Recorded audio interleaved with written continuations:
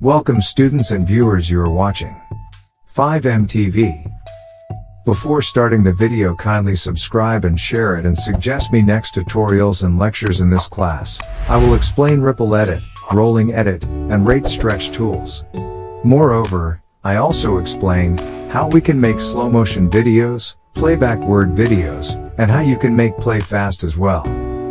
Ripple edit is a trim tool used to trim a clip and ripple the rest of the clips in the timeline. This effectively will close the gap between the two edit points instantly at the point where you make the edit. This can save a huge amount of time when editing on the fly, as you don't have to manually move around the rest of your timeline, especially burdensome if you're working with videos or sequences longer than a few minutes. Similar to the ripple edit tool, the rolling edit is another trim tool used for fine-tuning and adjustments. However, instead of trimming a clip and rippling the rest of the timeline, you perform a rolling edit by moving the edit point either forwards or backwards in the sequence. This technique can be a little confusing at first, so I recommend trying it out with a couple of clips that you're familiar with. Basically, the rolling edit moves the out point of the first clip and the in point of the second clip at the same time, allowing you to adjust both clips with one move.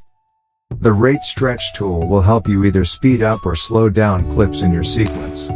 When using the tool, note that the in and out points of the clip will always remain the same. You'll be changing the duration and speed of the clip according to the amount you stretch through the trim. For example, expanding the out point of the clip will slow down the rate of speed, while shorting the clip will speed up the duration. While there are plenty of ways to change the speed of your clips in Premiere Pro, using the rate stretch tool is perhaps one of the easiest. It's also the best choice if you're simply looking to slightly modify the speed of a clip to help it fit into a tight window on your timeline.